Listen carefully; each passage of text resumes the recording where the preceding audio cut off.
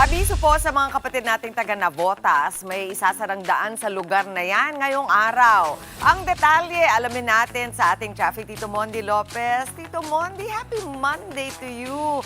Ano bang nangyayari dyan sa Navotas? Saan ka exactly at bakit merong isasara dyan? Yes, Mami Chiki, good morning sa'yo. First time natin dito sa Navotas, kaya naman, team commute, kaway-kaway sabay. Ito na, ito naman. Magpakita muna natin, pit muna tayo. Tansa Bridge, pit muna tayo. Medyo nagbibuild up ng traffic dito sa Tansa Bridge. Bakit? Kasi nga, pit tayo dito sa likod.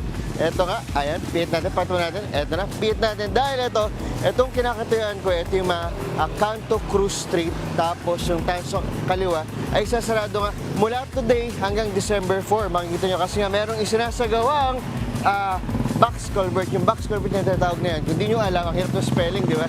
Ito yung mga malalaking drainage pipes sa ilalim ng kalsada para maging maayos yung daluyan ng tubig at maiwasan yung pagbaha. Dito naman, ang nakakadaan lang dito, ay, pakita natin. Ayan, pakita natin. Ito pala yun. Kita nyo, no? Kalye silip tayo, kalye silip. Ayan, makikita nyo. So ito na, nasisimula na siya.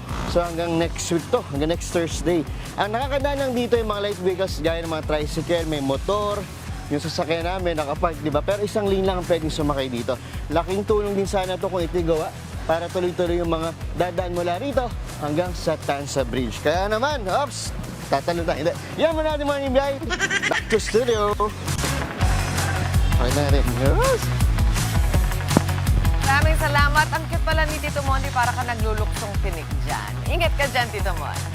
Mga kapatid, Mondi Lopez po, manatiling updated sa lagay ng trapiko sa mga pinakaabalang kalsada sa Metro Manila.